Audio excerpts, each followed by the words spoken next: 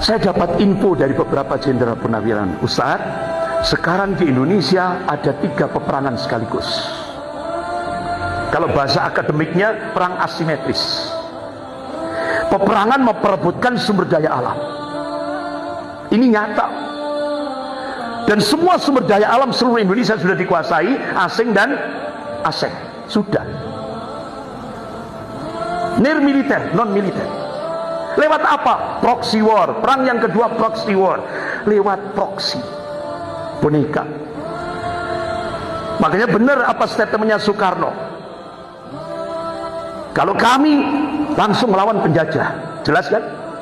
Tapi kalian nanti akan melawan bangsamu sendiri. Itu benar nggak? Jadi sekarang ini Pak, 2 negara adidaya Amerika dan Cina cukup lewat proksi boneka. Bahasa kasarnya pengkhianat bangsa. Makanya untuk memperebutkan tambang emas yang paling besar setelah Freeport. Jadi setelah Freeport itu ada tambang emas yang lebih besar dari Freeport, Halmahera. Cukup lewat pengkhianat bangsa. Jadi di kota Bojonegoro itu ada blok cepu minyak. Siapa yang menguasai? Exxon Mobil, Amerika.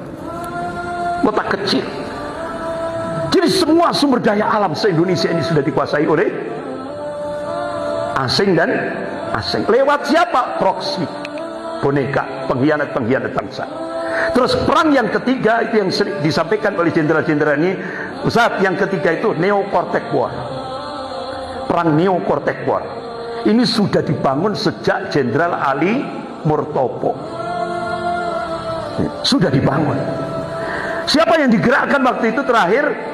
Yaitu Pondok Pesantren Az-Zaitun, yaitu Panji Gumilang. Itulah perang Neo-Cortex War, perang narasi. Targetnya apa? Untuk